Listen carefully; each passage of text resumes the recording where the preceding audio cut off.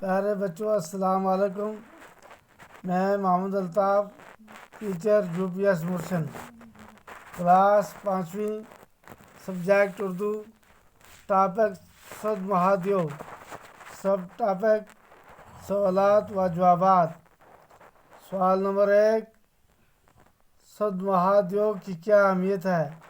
جواب: صد مہادیو صوبہ جموں کے اہم ترین تیرتھ استھانوں میں سے ایک ہے۔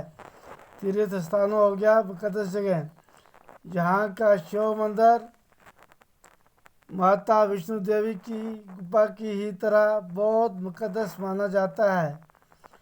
یہ پرفضا پہاڑی گاؤں آثار قدیمہ کے اعتبار سے بھی خاص اہمیت کا حامل ہے۔ سوال نمبر 2، اس گاؤں کا نام صد مہادیو کیسے پڑا؟ جواب: کہا جاتا ہے کہ اس مقام کا نام بھگوان شیو کے ایک پرم بھگت سداہیت کے نام پر صد مہادیو پڑا۔ سوال نمبر 3، سداہیت کو کس ہتھیار سے مارا گیا؟ جواب: سداہیت کو ترشول سے مارا گیا۔ سوال نمبر 4، بھگوان شیو کو پانے کے لیے دیوی اما نے کیا کیا؟ جواب: بھگوان شیو کو پانے کے لیے دیوی اما نے 12 برس تپسیا کی تھی۔ بھگوان شیو کو پانے کے لیے دیوی اما نے 12 برس تپسیا کی تھی۔ تپسیا کہتے ہیں عبادت کو۔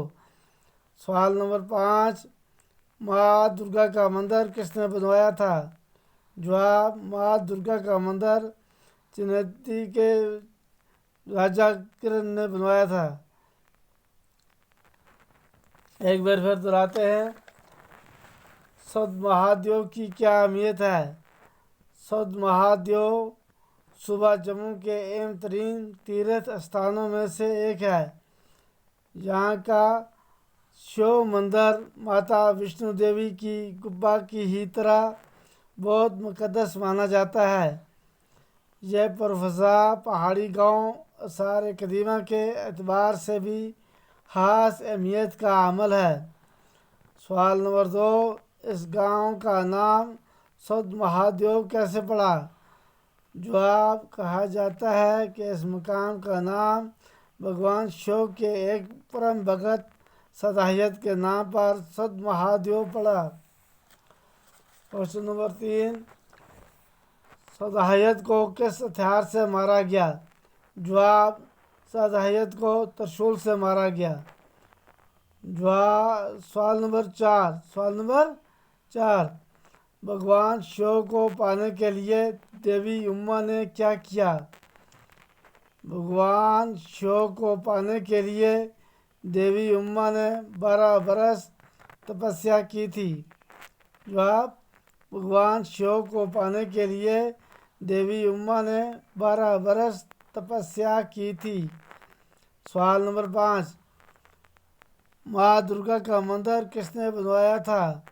جواب: ماں درگا کا مندر چنیتی کے راجا کرن نے بنوایا تھا۔